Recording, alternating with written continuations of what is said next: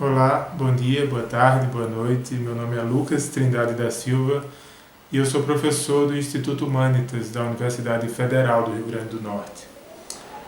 Estou aqui para apresentar a primeira conferência, tenho o prazer de fazer isso, do curso livre Humanos e Humanidades. Tudo que é humano me é íntimo e estranho, familiar e não familiar. Seguindo este mote, o ciclo de cursos livres Humanos e Humanidades, promovido pelo Instituto Humanitas de Estudos Integrados da UFRN, busca agregar a variedade de abordagens do humano que o contemporâneo nos oferece. A natureza humana e não humana, a técnica e o poder, os processos de sujeição e subjetivação, as artes e as ciências, a barbárie e o brutalismo, o corpo e a sexualidade, o sagrado, a verdade, o saber. Aquilo que simultaneamente nos constitui e desconstitui, predica e esvazia. Aquilo que revela a nossa opacidade enquanto espécie, produto e produtora de regularidade e contingência, de padrões e incertezas. Este esforço dar-se-á de uma perspectiva, como é a vocação do Instituto Humanitas, necessariamente transdisciplinar, interessada antes em suscitar e formular problemas do que em de pronto oferecer respostas e soluções. Hoje a gente tem a alegria de receber a professora Janaína Capistrano e o professor Arivaldo Pimentel Lopes Júnior para um diálogo sobre o uso de psicotrópicos naturais como desobediência epistêmica e resistência política. A professora Janaína Capistrano é professora no curso de Ciências Sociais da UFT, Universidade Federal do Tocantins, doutora em Ciências Sociais pela UFRN. Integra o Núcleo de Estudos Interdisciplinares sobre Psicoativos, o NEIP, e é uma das fundadoras do Grupo de Estudos sobre Drogas da Universidade Federal do Tocantins. Tem interesse, sobretudo, em temas como América Latina, história, memória e cultura política, assim como as interfaces entre religião, espaço público e drogas. E dentre os artigos publicados eu destaco Drugs and Religion, Contributions to the Debate Science-Religion Interface, publicado na revista Religions, em coautoria com o professor Arivaldo Lopes Júnior, que por sua vez é professor titular da UFRN, com atuação no Instituto Humanitas e na pós-graduação em Ciências Sociais. Ele é doutor em Ciências Sociais pela PUC São Paulo e atua principalmente nas áreas de Sociologia da Religião, Teologia, Epistemologia, Sociologia do Conhecimento e Teoria Sociológica. Tem diversos livros, capítulos de livros e artigos publicados. Recentemente publicou na revista Religião e Sociedade, disponível na plataforma Cielo, o artigo O Dualismo das Igrejas Evangélicas e sua postura sociopolítica. Pois bem, aproveitemos esse importante e qualificado debate entre a professora Janaína Capistrano e o professor Arivaldo sobre o uso de psicotrópicos naturais como desobediência epistêmica e resistência política. Primeiro momento do curso livre Humanos e Humanidades, que convido todos e todas a continuarem acompanhando no nosso canal do Instituto Humanitas. Até uma próxima. Olá, professora Janaína, prazer tê-la aqui. O seu artigo, que está para ser publicado em forma de livro, e que é um dos produtos do seu pós-doutorado, que se chama O Uso de Psicotrópicos Naturais como Desobediência Epistêmica e Resistência Política. Nós queremos conversar sobre esse texto, que é muito interessante, e eu vou ler aqui para o primeiro parágrafo, para começar as nossas perguntas, tá bom? Deixa eu apresentar, que aí o leitor também pode assistir. Bem, você diz: a desobediência configura-se como prática avessa a um poder e relativa à episteme, busca desvincular-se do domínio de certos parâmetros subjetivos sobre as formas de conhecer o mundo e agir nele, a perspectiva epistêmica constitui-se um substrato do poder político, uma vez que esse poder se institui no coletivo a partir de visões comuns sobre o mundo.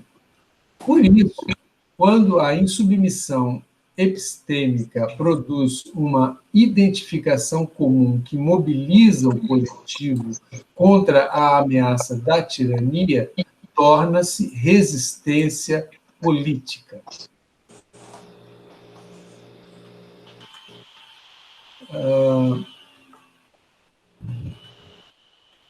Bem, eu observei que você está usando o conceito de desobediência epistêmica proposto por Walter Mignolo, conforme você esclarece na sua nota, né, em rodapé.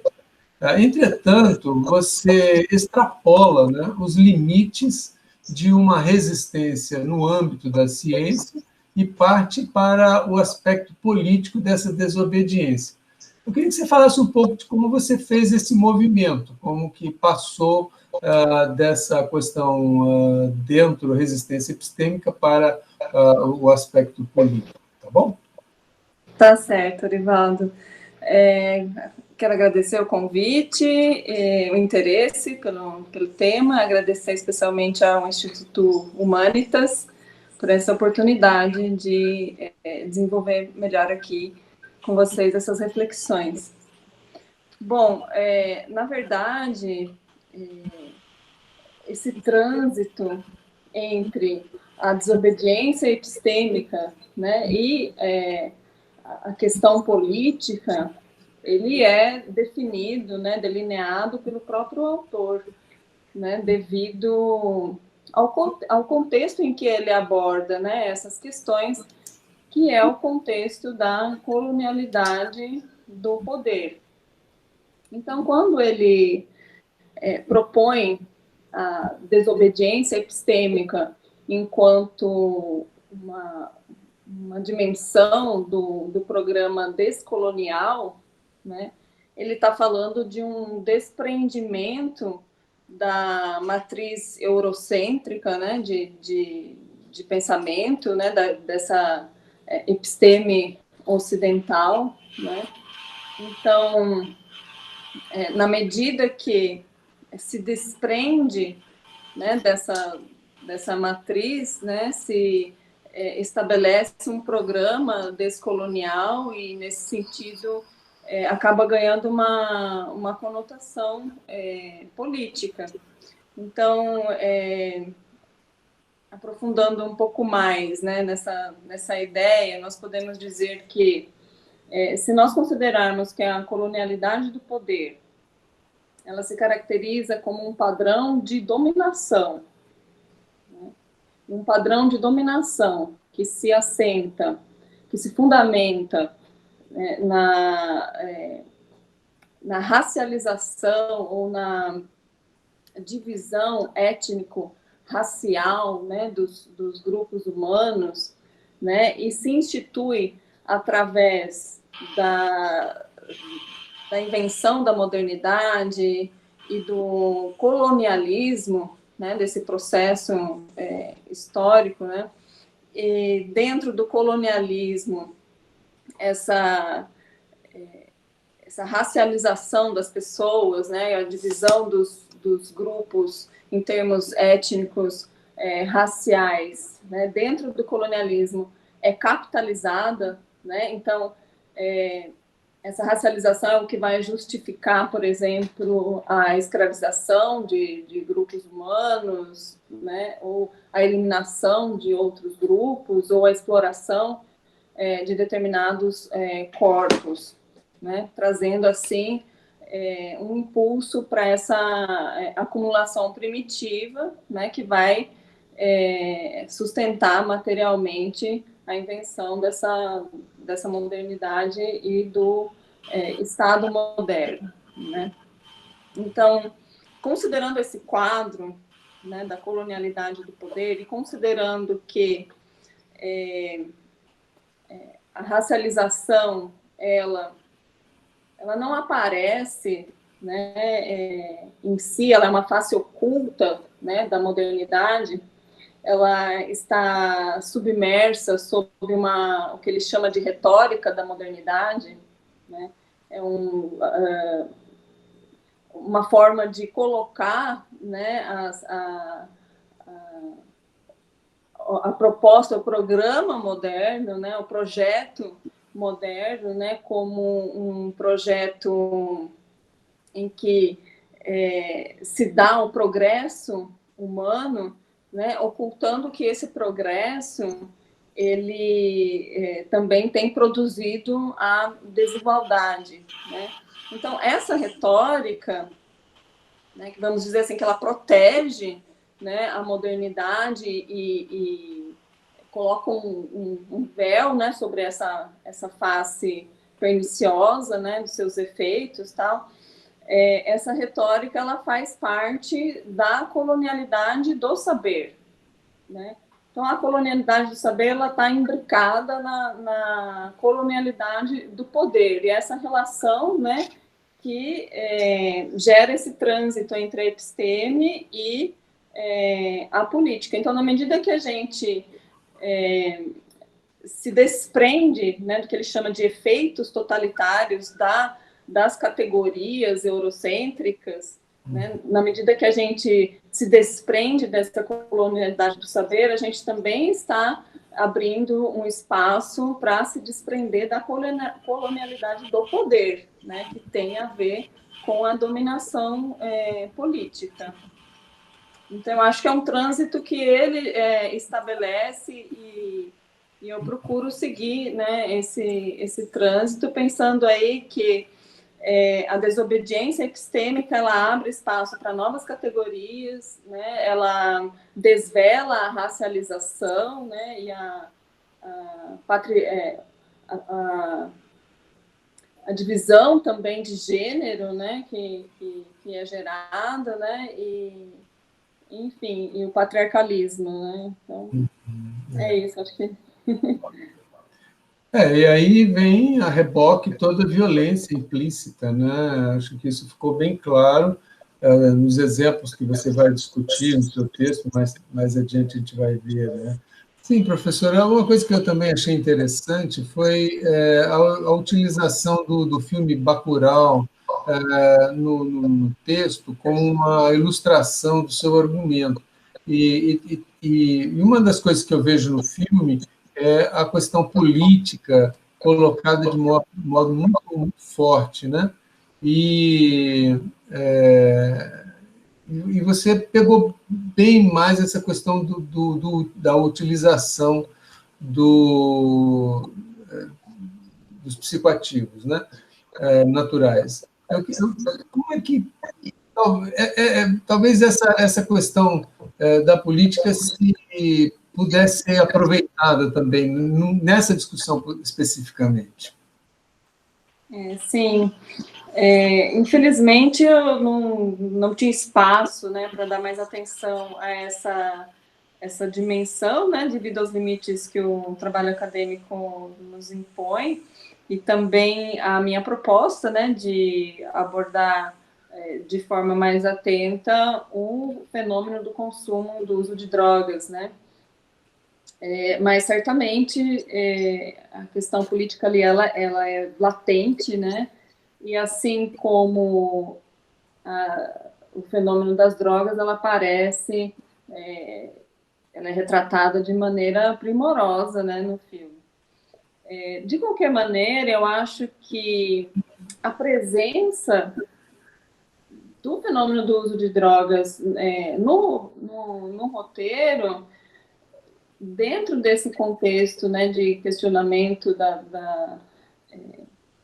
dessa necropolítica, né, ou até mesmo dessa situação de colonialidade do poder mesmo, né, que o filme demonstra, eu acho que, então, o próprio roteiro traz essa centralidade do fenômeno do uso de drogas entrelaçada, né, com essa questão política da dominação sobre determinados grupos humanos com certas características socioculturais, né, ou a relação desse fenômeno com o processo de racialização das populações que vem justificando, né, a dominação, a exploração e até mesmo, como a gente viu no filme, o extermínio de determinadas populações, né? Então, é a concepção, né, de determinados corpos como sendo corpos primitivos, né, como corpos que não podem ser ao menos aproveitados na exploração do trabalho, né, essa concepção, né, que justifica, legitima, né, essa necropolítica, essa política de extermínio que a gente vê retratada no filme.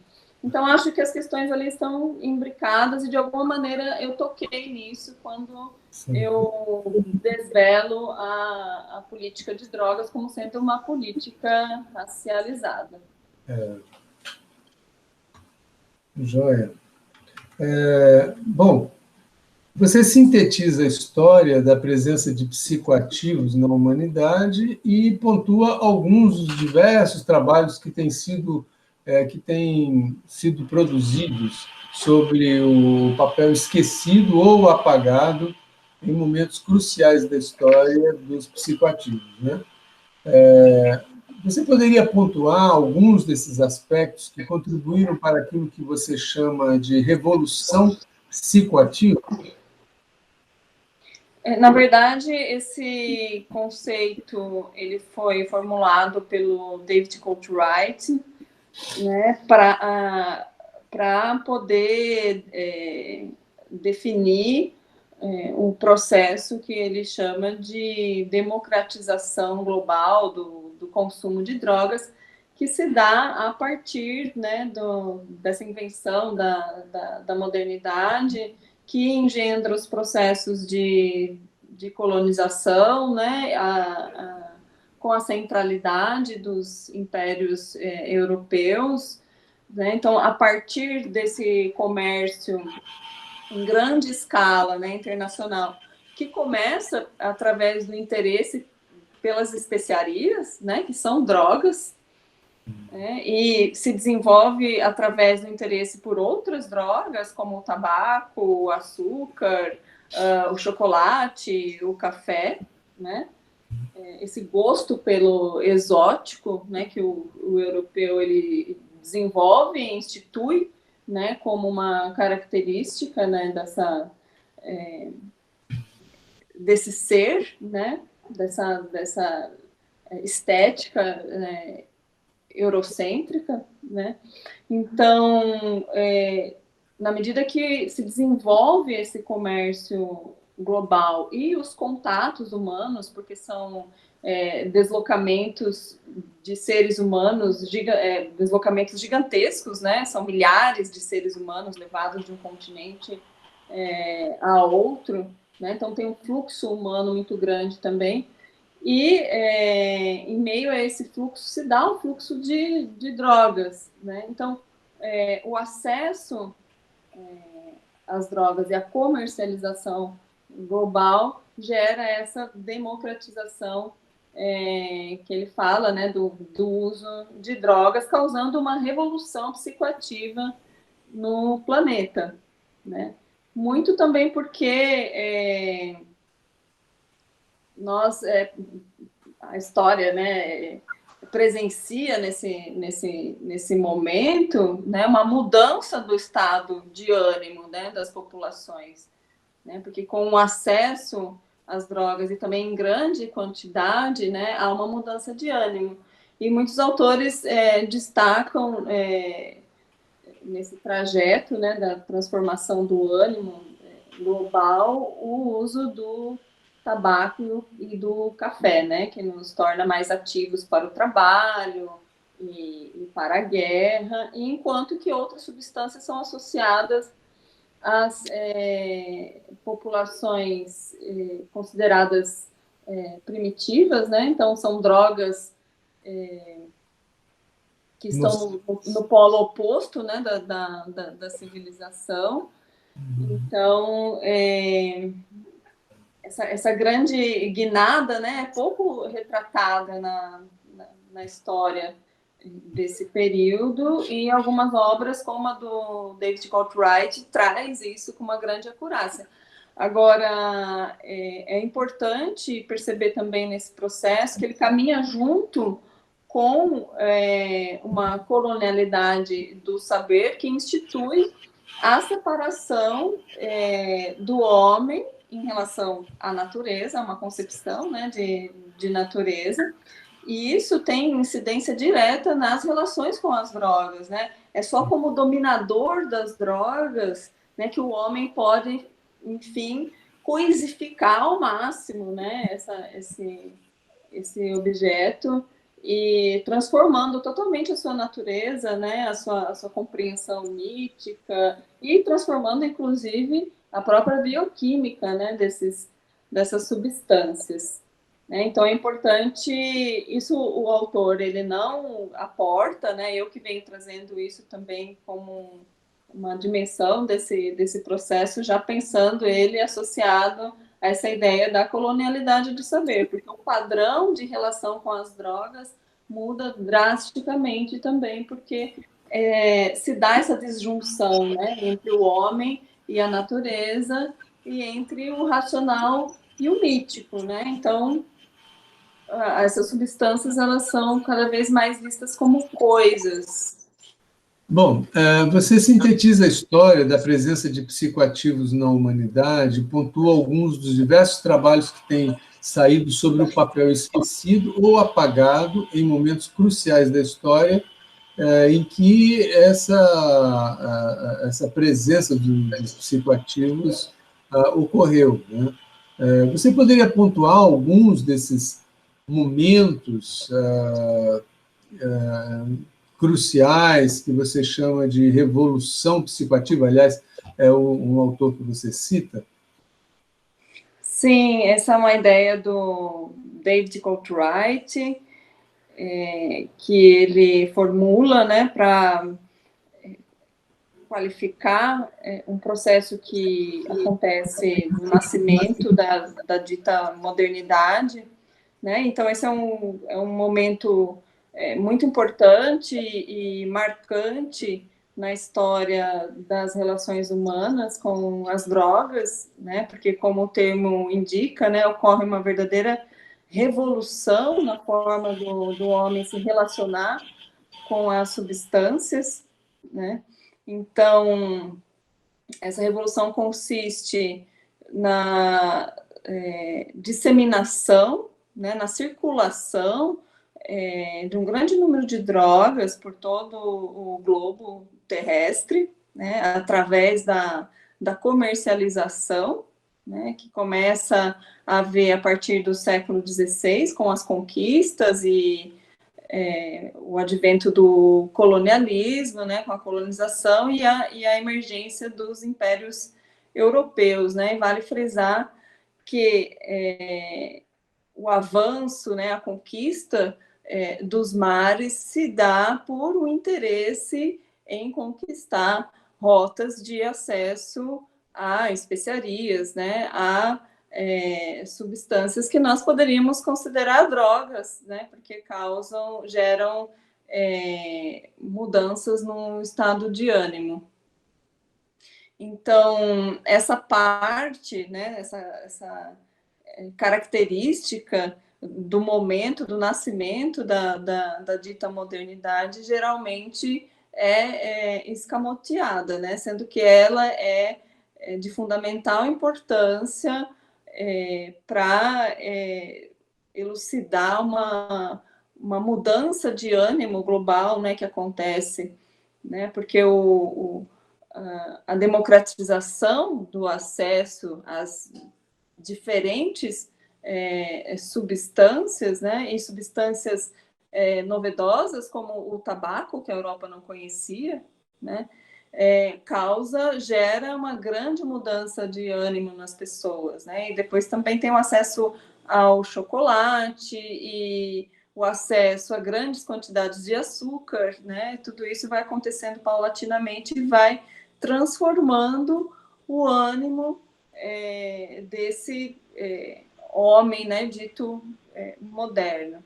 Então, esse é um aspecto que não aparece muito na história, né, desse período, e que é importante frisar, e o David Cartwright é um dos autores que traz essa contribuição. Só gostaria de frisar uma dimensão importante desse processo que ele não toca, né, mas eu acho que a gente pode agregar essa perspectiva sobre a revolução psicoativa, que é o fato de ela ocorrer associada também a uma mudança, né, epistemológica, ou a instituição de uma episteme ocidental que está marcada pela disjunção entre o homem e a natureza. Então, é a partir dessa disjunção que o homem, vamos dizer assim, se sente à vontade para coisificar,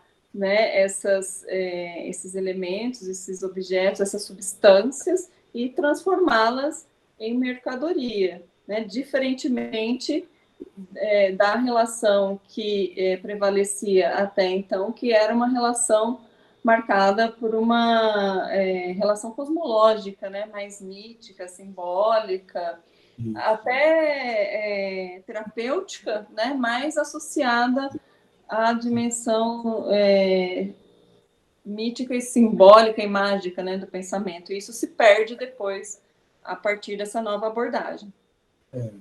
Mas a revolução de fato, foi um fenômeno, vamos dizer assim, ligado a substâncias, né? Eu penso, por exemplo, na Revolução Industrial e a utilização maciça de café para aqueles turnos gigantescos de trabalho, a pessoa trabalha 16 horas por dia e tomava-se café, e aí a própria... o cultivo, né, do café nas colônias cresceu muitíssimo nesse período, justamente por conta da Revolução Industrial, né? Então, acho muito interessante essa classificação. Bom, mas essa anulação da história, esse esquecimento, né, vem junto com a violência no tratamento, né, do fenômeno das drogas, não é verdade? Sim, é uma violência bastante contundente, né, e fundamental, né, para a instituição de um determinado modo, né, de viver e de pensar, né, para termos uma ideia. Na verdade, essa violência e todo o aparato, né, que é utilizado para perpetrar a violência contra o uso de determinadas substâncias surge e se consolida através da Inquisição, né? A Inquisição que estrutura todo o aparato de tortura e morte, né? Que vai perpetrar a violência a fim de proibir determinados usos, né, que são considerados usos diabólicos, pois geram imagens diabólicas na mente das pessoas, sensações diabólicas que teriam a ver com os pecados, né, por exemplo, a sensação de prazer ou até mesmo de alívio da dor, né. Então, todos esses estados físicos e mentais, né, que as pessoas atribuíam às plantas e fazia com que as pessoas valorizassem, né, o mundo natural como um intermediário do seu bem-estar, vai ser extremamente combatido inicialmente pela Igreja Católica, e depois isso vai ser incorporado pelos nascentes estados modernos. Isso é muito utilizado, né, como estratégia contra as mulheres ervanárias, né, durante o paganismo, né? Então nós vemos a verdadeira perseguição e morte mesmo, né, que se produz, né, de um grande número de mulheres, né, que têm acesso a esse saber em relação ao uso de ervas e de substâncias naturais, né, que geram mudanças benéficas, né, para o corpo físico e mental. E depois nós vamos ver na conquista da América como esse sistema ele se aperfeiçoa, né? Então são formulados manuais, né, para se perseguir o uso de substâncias, né, os manuais de extirpação de idolatrias, né? Então essas sensações e imagens, né, vão ser produzidas pelas substâncias, vão ser extremamente combatidas e esse combate vai ser fundamental para aquilo que o Sergei Gruzinski chama de a colonização do imaginário, né? Então, essa perspectiva do Gruzinski ela é bem pertinente, porque ela vai também concatenar com essa ideia da colonialidade do saber, né, que se institui a partir também dessa violência. Bem, a sua descrição deixa claro a associação do uso de substâncias, como a cannabis, ao paganismo, e o repúdio ao seu uso pelo cristianismo católico. Evidentemente que existe base histórica muito ampla para essa afirmação. E até os dias de hoje percebemos enorme má vontade, para dizer o mínimo, entre o cristianismo em suas múltiplas manifestações e o uso da cannabis.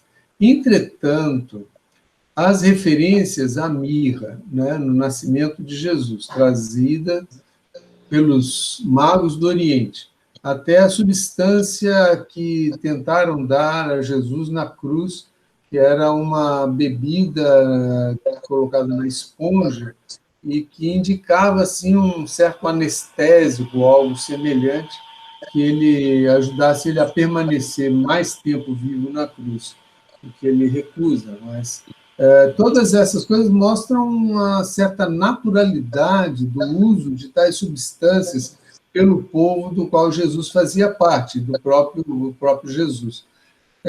Então, eu fico pensando assim, pergunto, né, será que se reforçar esse dualismo, paganismo, cristianismo, não seria fazer justamente o jogo dessa disjunção?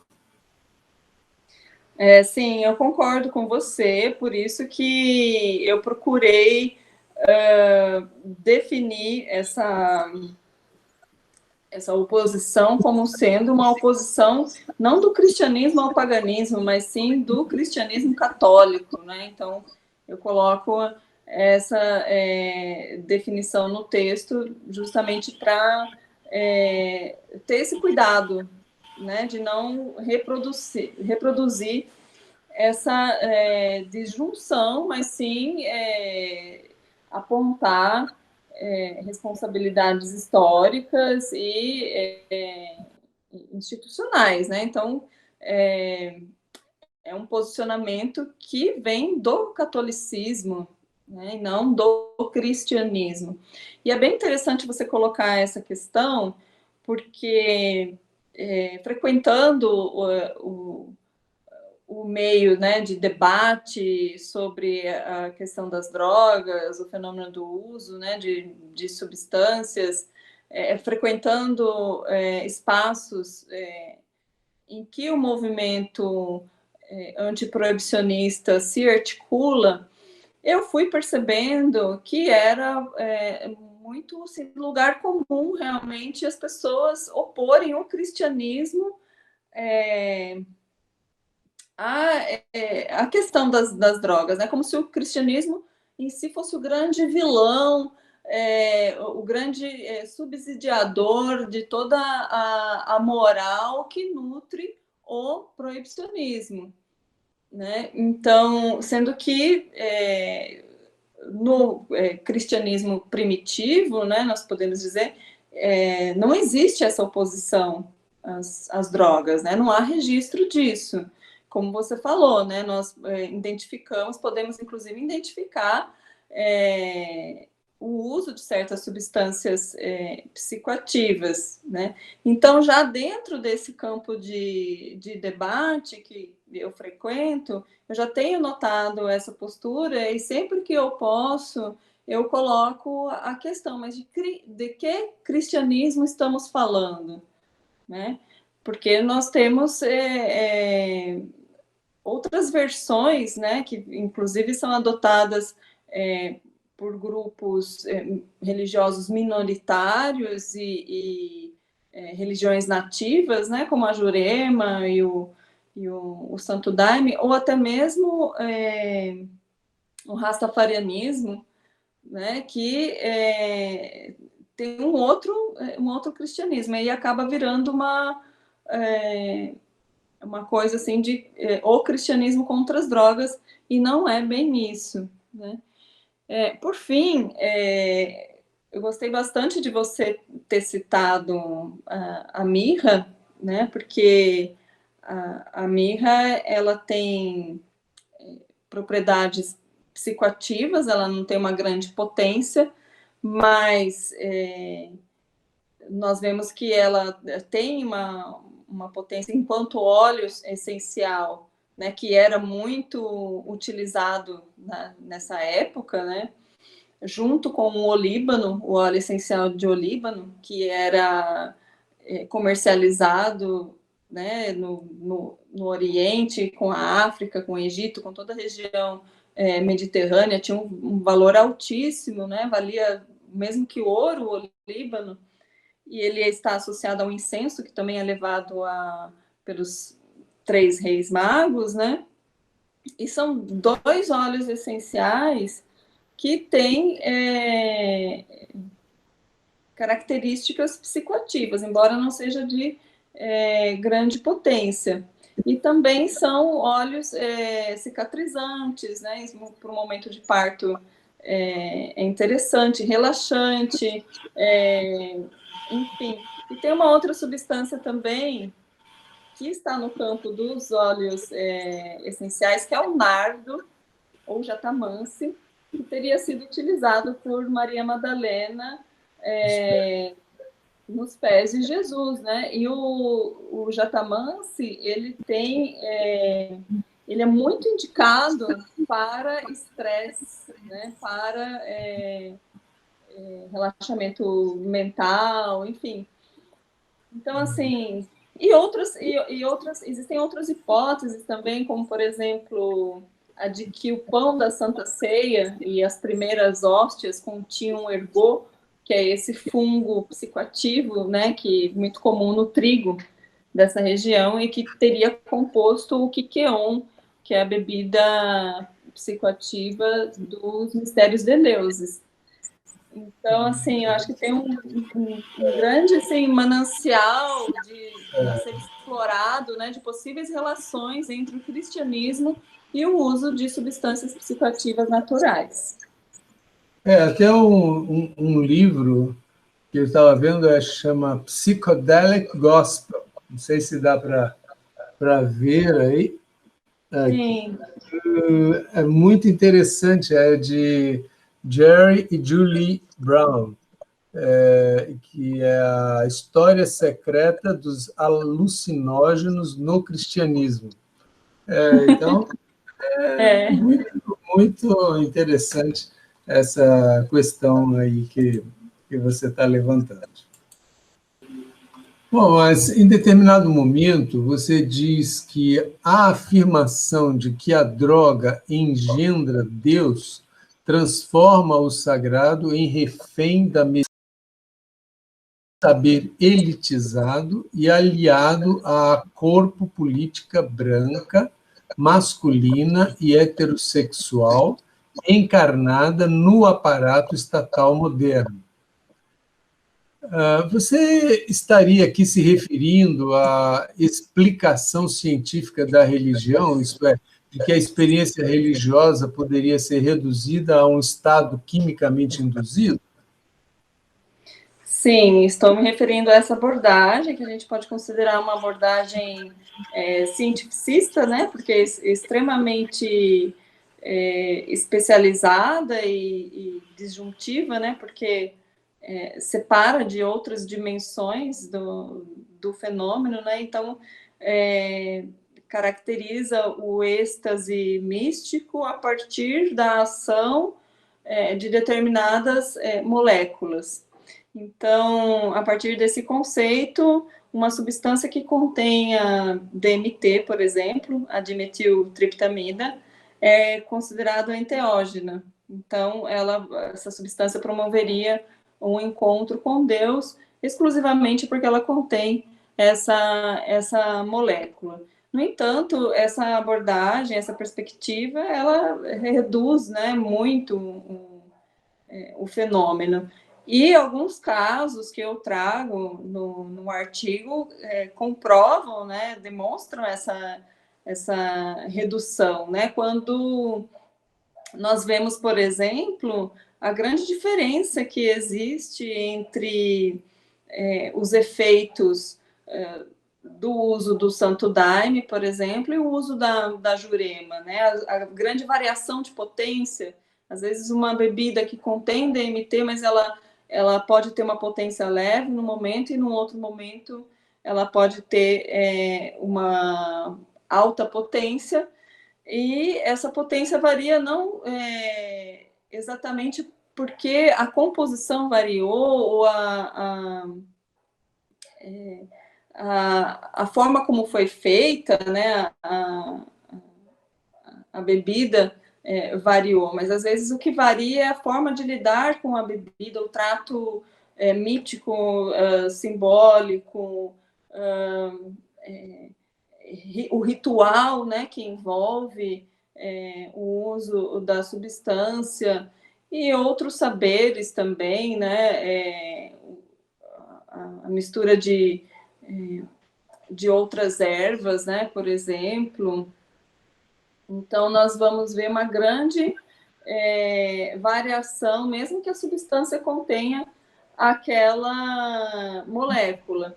E é interessante notar, Orivaldo, que o Mário de Andrade e o Câmara Cascudo, eles já chamavam a atenção para esse aspecto, né, para como o contexto, né, e elementos contidos no contexto definem o transe gerado pela substância.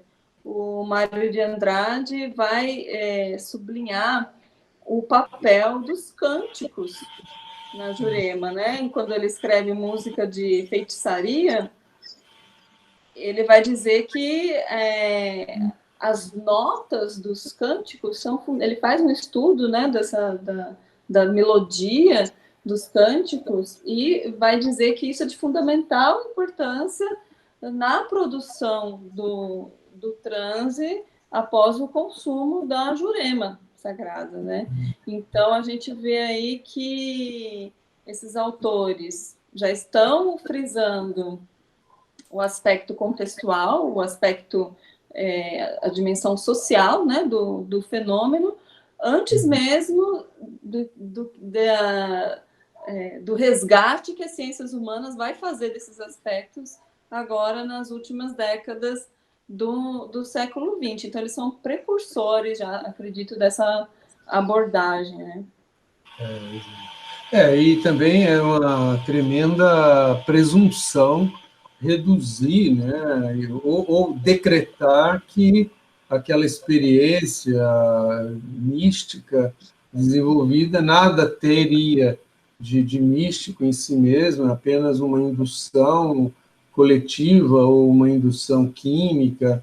É uma postura bastante arrogante, né, que a ciência assume.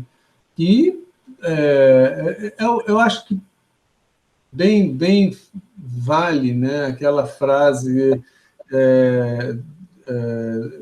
que há coisas das quais nós não devemos falar, né? São coisas que a ciência deveria assumir a sua condição de que sobre isso não temos o que dizer, em vez de ficar dizendo que aquilo ali é simplesmente isso, simplesmente aquilo lá, que infelizmente acontece. Agora, o curioso também é que muitos usuários, né, e religiosos, adeptos, ou os chamados psiconautas, né, aderem a esse conceito. Em discurso. A esse discurso, né? E talvez numa tentativa de tornar o seu uso menos pejorativo, né? Porque não se deseja que o uso da substância seja associado à ideia negativa de droga, né? Então, quando chega o conceito de enteógeno, parece ter uma legitimidade muito maior. Então, se acaba aderindo, mas às custas de perder uma grande dimensão que poderia estar presente aí na compreensão do fenômeno. Assim, eu acho que a experiência lisérgica ou qualquer uma dessas experiências, elas têm, evidentemente, uma indução química e coletiva, né, também, que eu acho que também não é simplesmente uma experiência que você lá no seu quarto utilize e vai ter o mesmo efeito, etc. Mas o que eu estou tentando enfatizar é que o fato dessas experiências, em determinados momentos, terem uma forte um forte sentido espiritual para as pessoas pelas quais passam, um forte sentido revelacional mesmo, né? É subjetivo, é íntimo, vamos dizer assim, incompartilhável, mas que é declarado como tal, e como tal deveria ser aceito, né? Eu acho que isso que é o importante. Sim, Janaína, mas parece ficar evidente em seu trabalho que a tentativa de separar a explicação do processo orgânico no corpo humano gerado por determinadas substâncias químicas do contexto mítico e místico em que tais substâncias são consumidas é um equívoco. Eu acho que é o que você acabou de dizer, né, com relação a isso. Agora, a minha pergunta é o que você diria ser o resultado epistêmico desse equívoco? Eu acho que é a impossibilidade de uma compreensão mais ampla, né, e mais próxima do fenômeno em si, né? Então, o efeito epistêmico é o condicionamento, né, do entendimento a essa disjunção, né, e que faz com que nós percamos uma grande quantidade de informações, né, de experiência, né, que poderiam nos fazer mais próximos, né, da realidade da vida, né? Então, acho que esse é o maior prejuízo, né, para a produção de conhecimento e de sentido para a vida. Exatamente. No afã de conhecer e de pretensamente explicar ou revelar as coisas, ela está justamente produzindo um não saber, né? Tanto para ela mesma quanto para a sociedade como um todo. Eu acho isso fantástico e acho que esses estudos mostram isso de maneira muito interessante. Agora, você diz que a modernidade, eu cito, propala o jeito civilizado de desobedecer. Eu achei essa frase magnífica, pois muitos, pelo que eu percebo, tentam estabelecer limites à decolonialidade, se pudéssemos fazer uma decolonialidade, vamos dizer assim, bem comportada. Mas eu pergunto, qual seria, então, esse jeito civilizado de desobedecer que é referido aqui? Ora, a desobediência na dita modernidade, ela é instituída como um direito. E o direito, ele aparece pregado ao Estado Civil, né? E o Estado Civil, segundo as teorias políticas modernas, né, ele emerge a partir do momento em que o ser humano ele deixa para trás um estado de natureza, né, através do contrato, e institui um Estado Civil, né? E nesse Estado Civil, então, ele passa a ter alguns direitos assegurados, né? E esses direitos também implicam obrigações, né? Que a de ser civilizado, né? Uma vez que o oposto do civilizado, o selvagem, né? O primitivo, teria ficado para trás, nessa ideia de progresso, né, da modernidade, teria ficado no estado de natureza. Só que o estado de natureza também, essa ideia de estado de natureza, ele aglutina tudo que seria o oposto, né, o outro polo, né, das dicotomias estabelecidas pela modernidade. Então, se por um lado na civilidade eu tenho a racionalidade, né, no estado de natureza eu vou ter as paixões não controladas, né? Então, todos esses elementos, eu vou ter a magia no estado de natureza, enquanto que no estado civil eu tenho a religião, e por isso eu posso gozar de um direito à liberdade religiosa. Então, todos esses pressupostos teóricos, políticos, eles colocam parâmetros para a desobediência. Então, desobedecer nesse estado requer que se siga um determinado modo de ser, um determinado comportamento, né? Então, por exemplo, ocupar a arena pública, se manifestar publicamente, aderir a grupos ideológicos, propor projetos, que são todos procedimentos que estão ligados também a uma suposta racionalidade do comportamento, né, a uma razão instrumental, né? Então, nesse sentido, vai havendo um cerceamento da desobediência. E existe também aquele elemento que vai legitimar a desobediência, que ele tem que estar presente, que é o fato de o Estado não estar cumprindo com a função para a qual ele foi instituído, né, que é proteger e garantir direitos. Então, somente se o Estado não estiver cumprindo, né, com a sua função é que se pode desobedecer. Mas como isso é... Essa discussão é muito interessante, porque eu acho que muito do que a gente chama de malandragem no Brasil seria um pouco dessa desobediência, vamos dizer assim, uma desobediência... descolonial. Exatamente.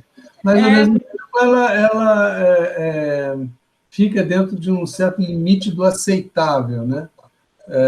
E que não poderia... E até mesmo, talvez, folclorizada ou reduzida a um limite humorístico, não sei. Entretanto, é uma desobediência, é uma resistência, né?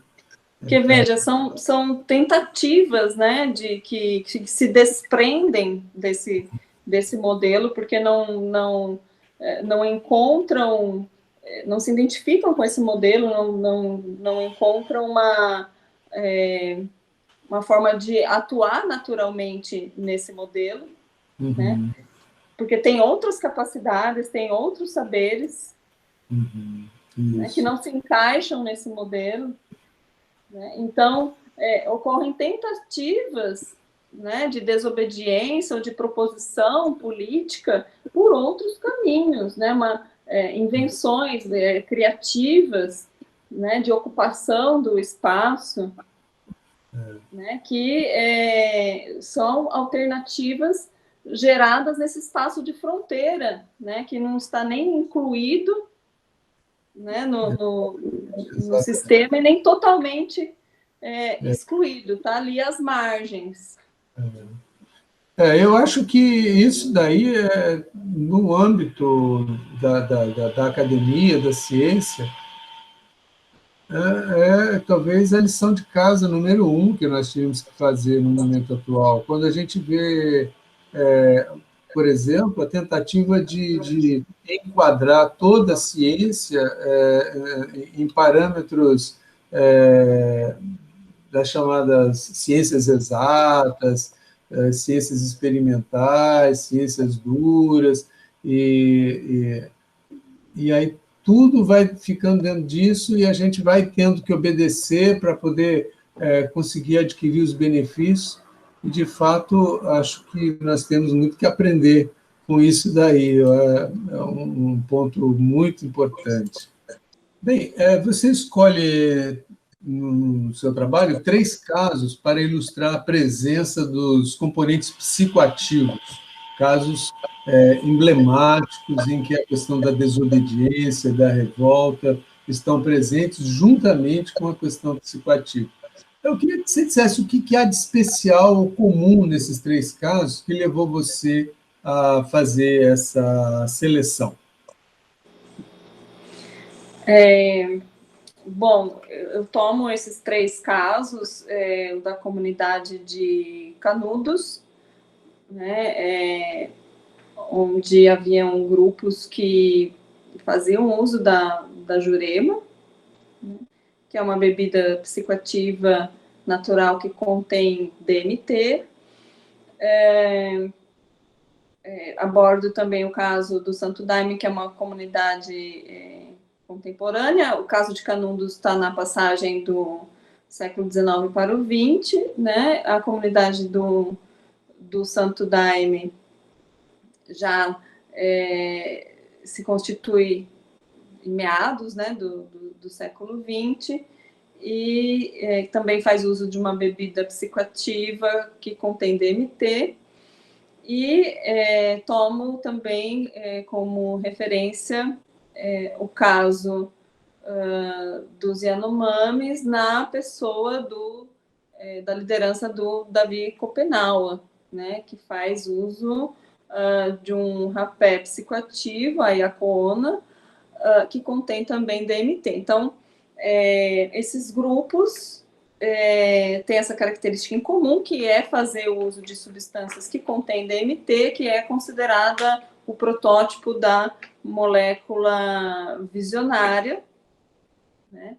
Então, seriam, portanto, né, substâncias de alta potência que gerariam transformações, reações psíquicas contundentes. Então, os 3 grupos têm essa característica em comum, né, em relação ao uso de substâncias, e também são grupos que ocupam o lugar, né, da fronteira, né, com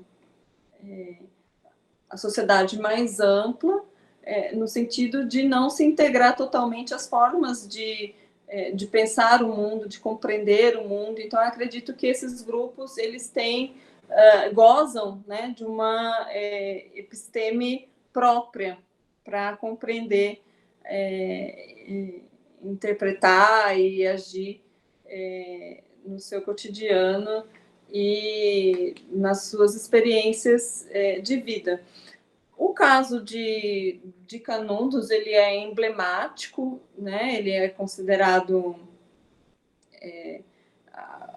a maior, talvez maior e mais conhecida experiência de conflito, né, entre um grupo e o Estado Nacional, né, no Brasil, e também muito conhecido na América Latina como um todo, né, com uma experiência desse gênero, né, tanto que o Mário Vargas Llosa ele vai escrever, né, Guerra do Fim do Mundo, né? Então, só que esse grupo ele vive dentro de parâmetros próprios, né? Com relações heterogêneas, né? Conjuntos simbólicos específicos, né? E o mesmo acontece com o Santo Daime. O Santo Daime, na década de 80, ele foi encarado também como um grupo, né, de fanáticos que seguiam um líder religioso, como um fenômeno messiânico, né?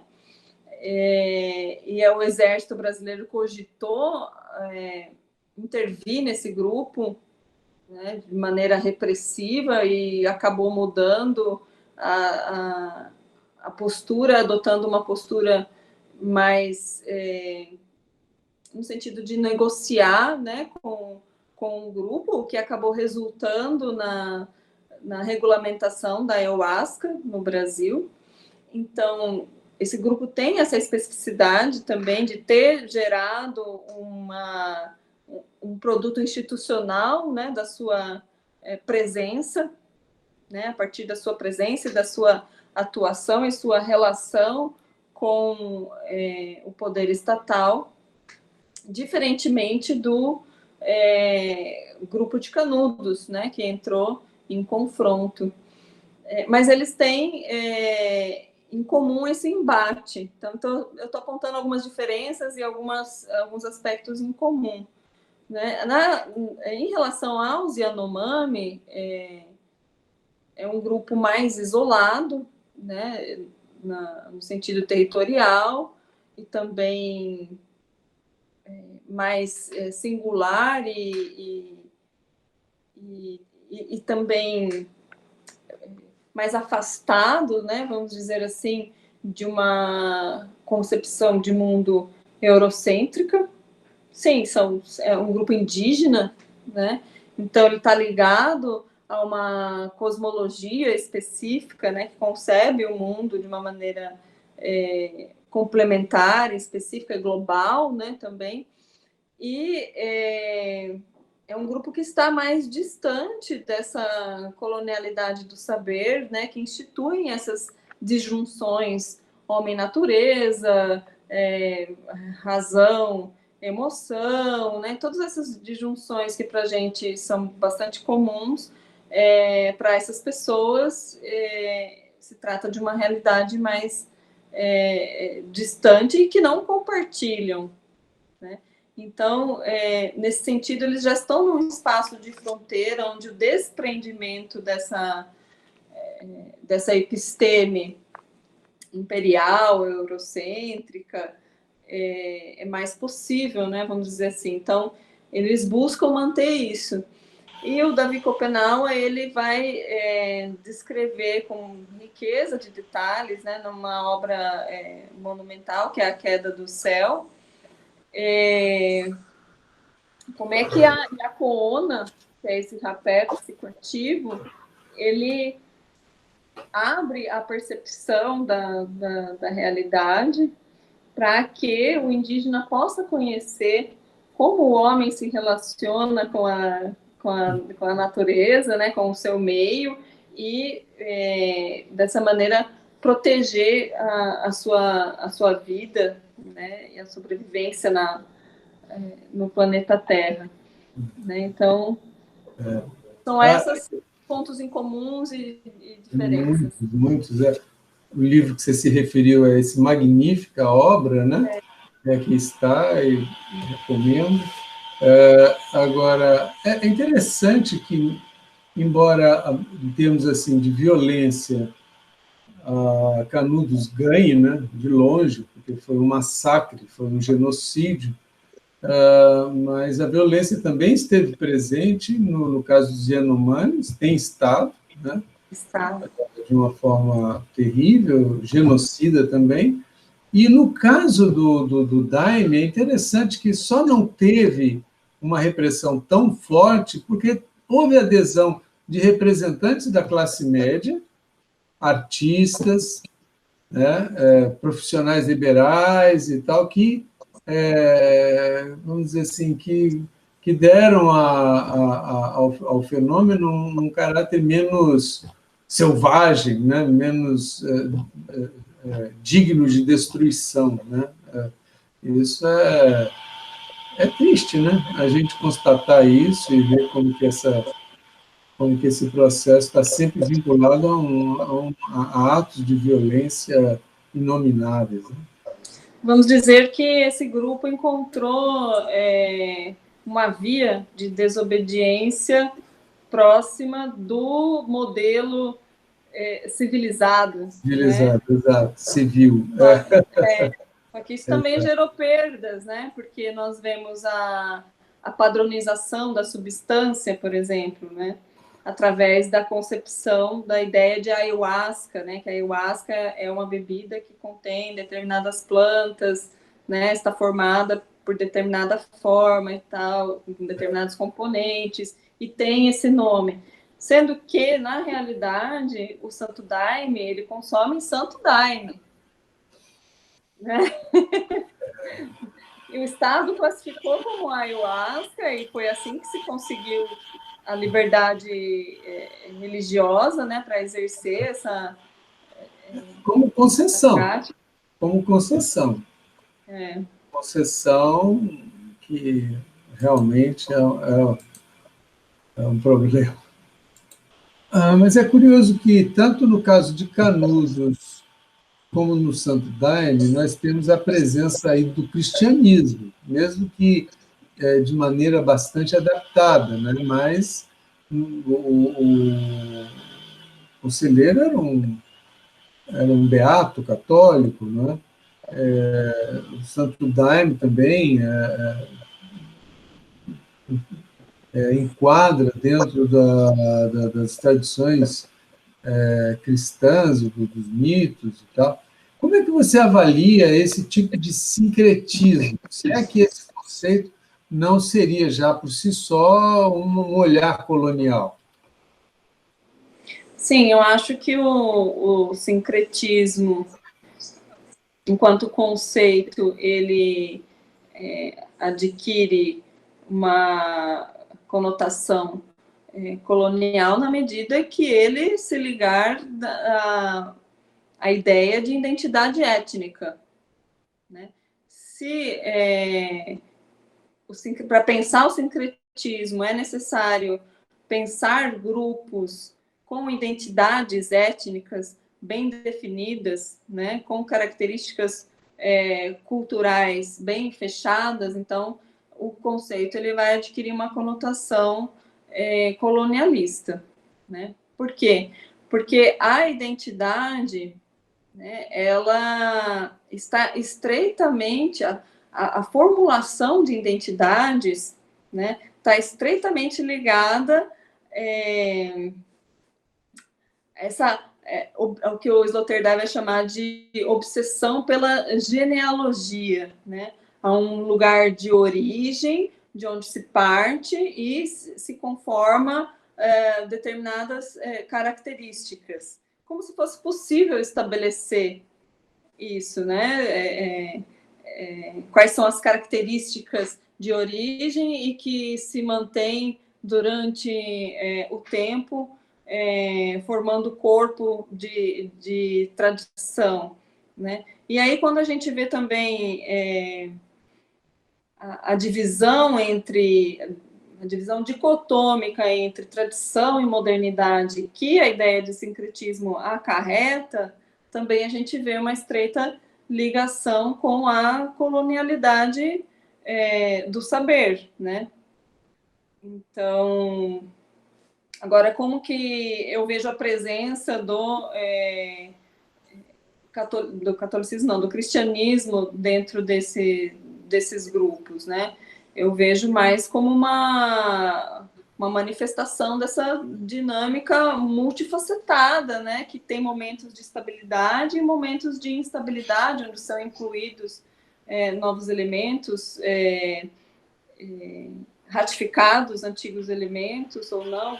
Então, é algo muito plástico, né?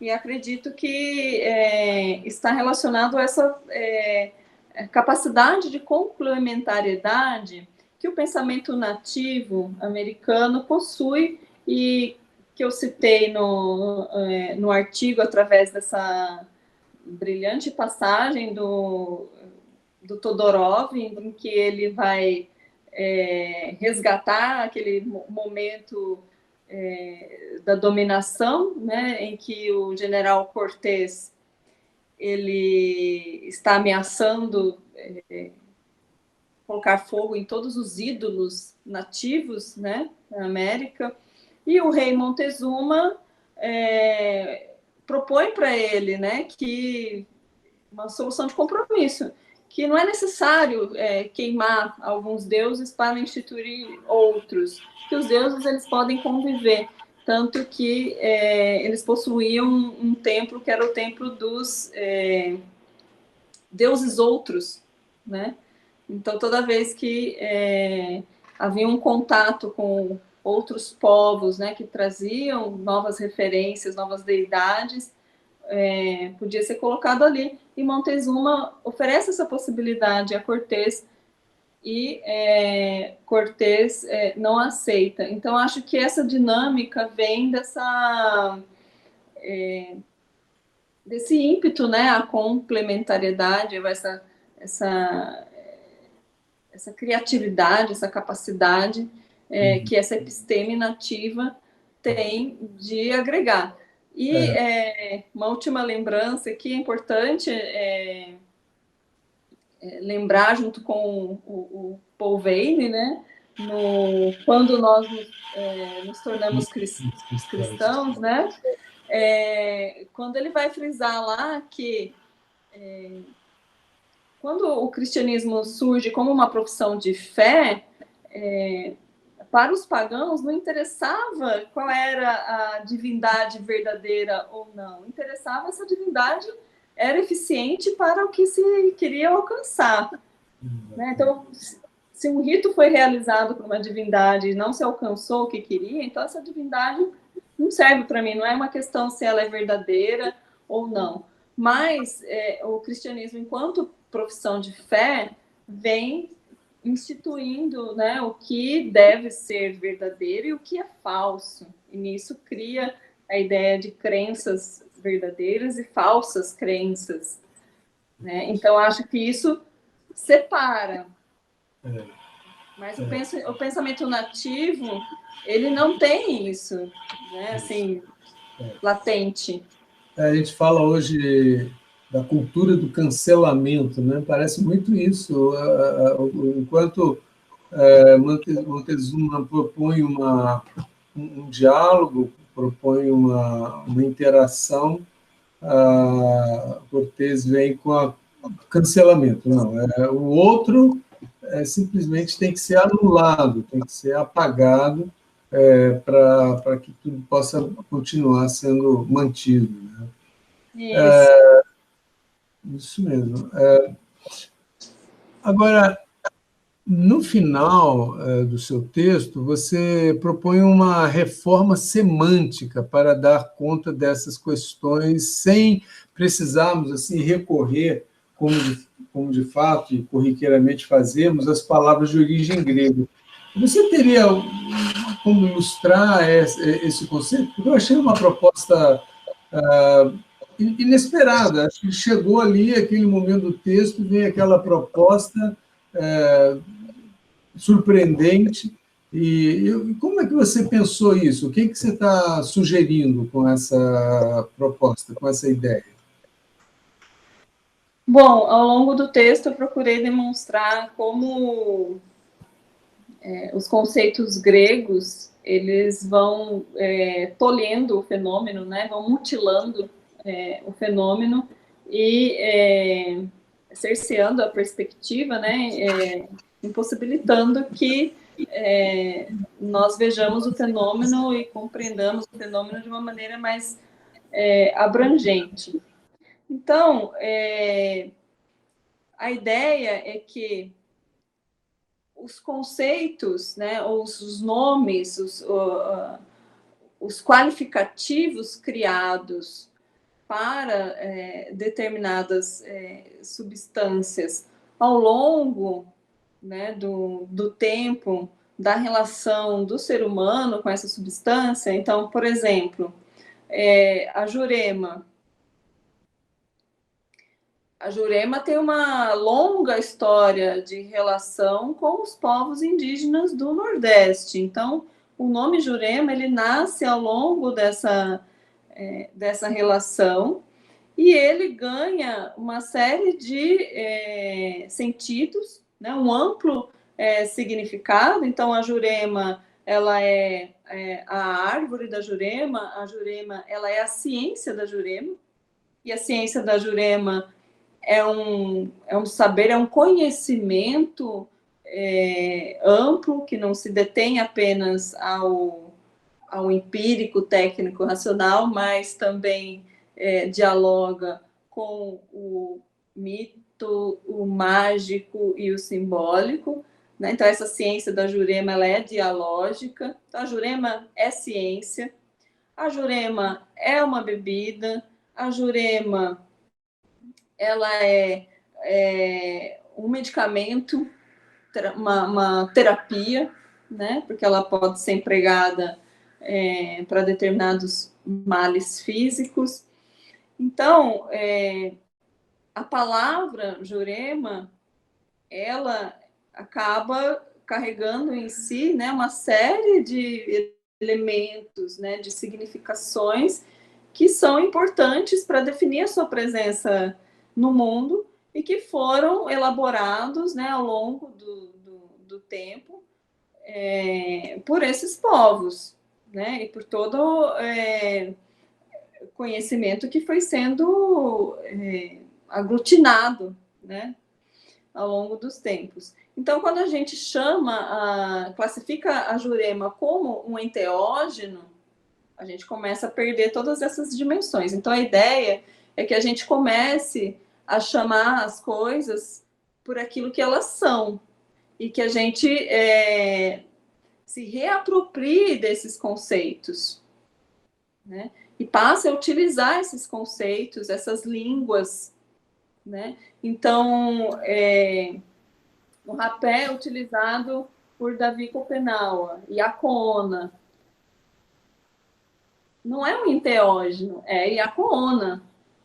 O que é a Iacoona?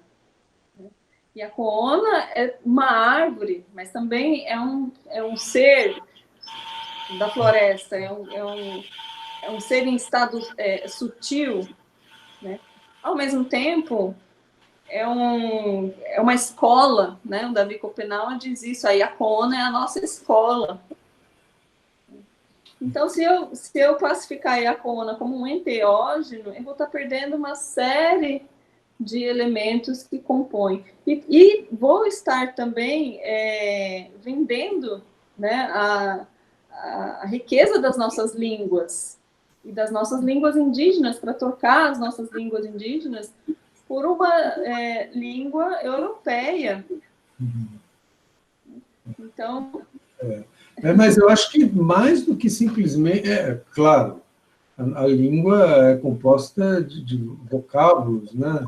Palavras, etc. Mas eu penso que mais do que vocábulos, é um próprio regime de enunciação que se isola e não se interage com outro regime e, portanto, não consegue compreender, né? Não consegue. Se nós entendermos isso como um outro regime, com certeza vamos precisar alterar os vocábulos, né? Isso é uma coisa, uma proposta bastante ousada, eu diria. Tem uma outra dimensão bem importante, que pode ser bem problemática nessa concepção restrita, né, que algumas palavras acabam produzindo sobre as substâncias, que é o seguinte: as substâncias ditas visionárias, que são os psicoativos que têm efeitos visuais, né, como aquele psicoativo que é consumido no filme Bacurau, e que é também esse psicoativo da DMT, né, dimetiltriptamida. Então, os visionários, eles têm uma característica muito importante. Ao mesmo tempo que ele pode gerar um êxtase místico, um contato, uma experiência mística prazerosa, iluminativa, de expansão da consciência, ele tem a potencialidade de gerar o efeito contrário também, né? Que é a chamada bad trip. Então, é a pessoa, ela se sentir mal, ela ter contato com aspectos negativos da sua existência, né? Então, essa variação que caracteriza as substâncias visionárias, ela pode ser apreendida, por exemplo, através do conceito de fármaco, na sua origem, né? E aí é uma palavra grega, mas a gente está evocando uma palavra grega que não passou ainda pela racionalização da modernidade, da ciência moderna, né? E aí o Derrida vai fazer esse resgate dessa palavra. Então, seria também uma palavra nativa, né? Porque a Grécia também possui seus indígenas, né? O Aníbal Quirrano fala dessa forma, né? Então,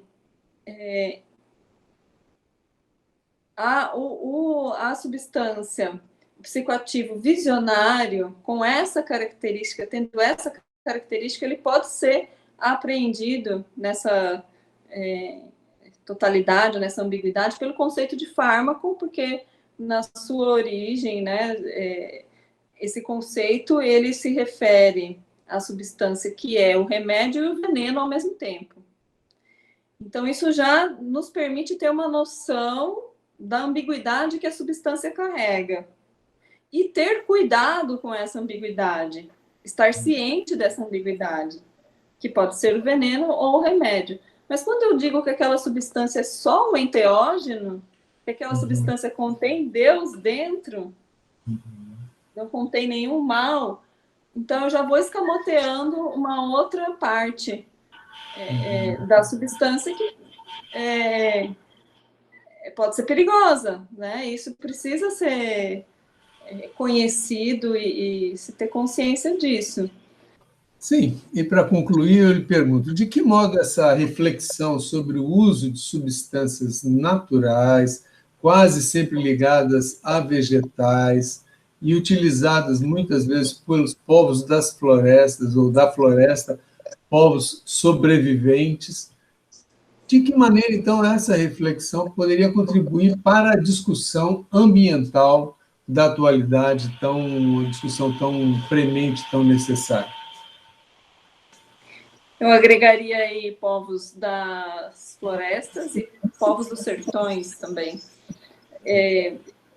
Eu acho que a principal contribuição desse debate é o desprendimento que esse debate pode gerar dessa matriz de pensamento, né, dessas categorias totalitárias que nos separam do nosso meio.